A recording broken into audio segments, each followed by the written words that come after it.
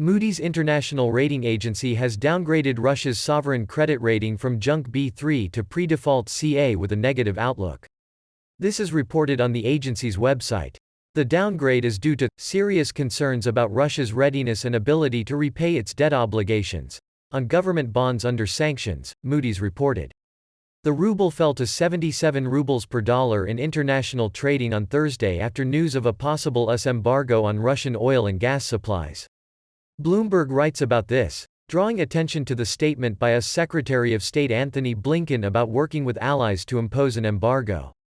In general, this is the implementation of the Oil for Food program by the Turnout Order. The form is different, the essence is the same. Attention is drawn to the gradual divergence of the official exchange rate of the central bank with the real market.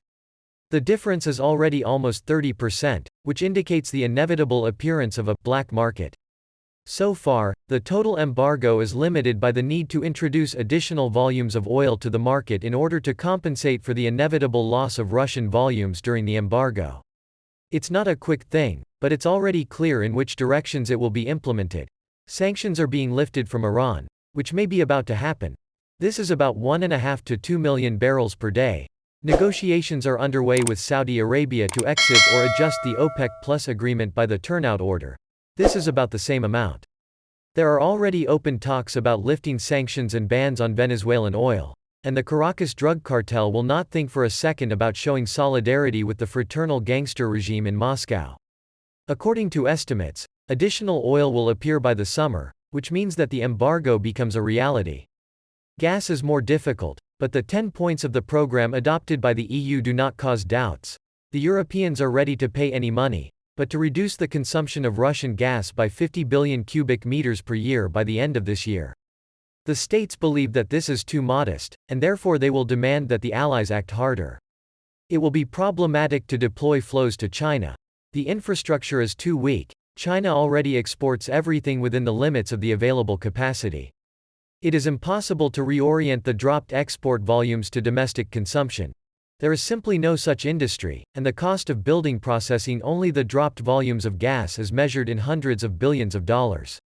Which are not. It was decided to reset the military component of the Kremlin regime in Ukraine.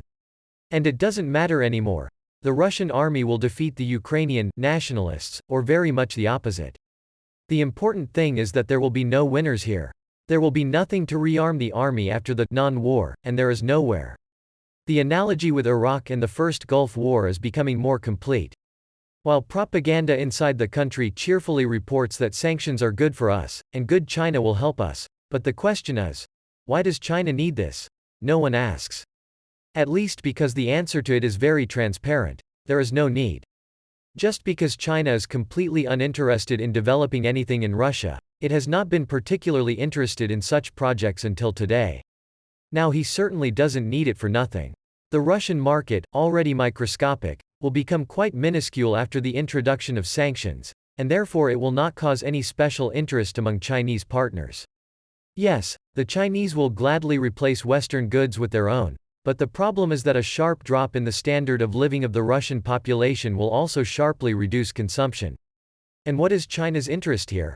But let's be honest, bankruptcy always looks the same. Wherever you throw, there is no way out anywhere. Under the current system, exactly. But in order for another one to arise, it takes just a little, for the current one to go away. And we haven't fallen too deep for that yet. The bottom is much lower than we are now, so it's still falling and falling.